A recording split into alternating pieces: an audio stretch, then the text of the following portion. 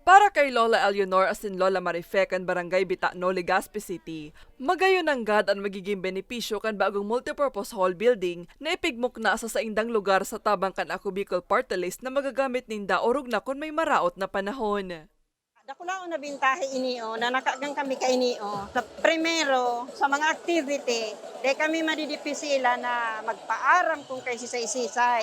Good luck lang po sa partido ng ang Ako Bicol.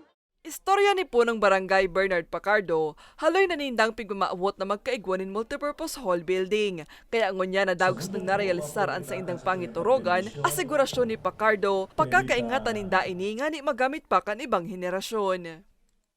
Thank you again kasi na nag-rank ini sa Bitano naman. Kasi before, tinawan kami covered court, itong covered court sa kanila dyan. And now, nandito naman yung multipurpose building. So very glad na ang mga request natin sa Bitano is na ito kang Ako Bicol Party List.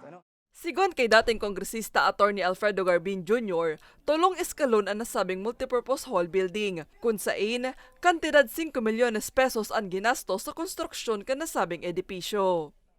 So natutugdukan ni dangon yan, bako pag sa diri kang barangay, and ito talaga pinagmaniugot kang konseho, kang barangay Bitano na magkaigwasinda kisa diring barangay hall na nakatugdok sa daga mismo pag sa diri kang barangay.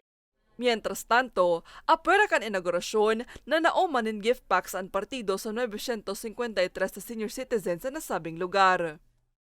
Guma kami, salamat. May saro ng recipe.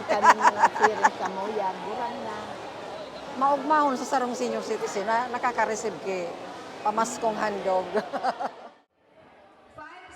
And this will be for the entire city, and I think for the entire 2nd district, nagaluhar kita para sa gabos na senior citizen. I hope we can sustain magastos, pero sa abot kad sa muyang makakaya, gigibuhon ta. Apwera sa Legazpi, magkakaigwa man ng senior citizen gift giving ang partido sama nito, rapo-rapo asin kamalig. Para sa mga baretang tatak, Bicol, Maria Lorenzana.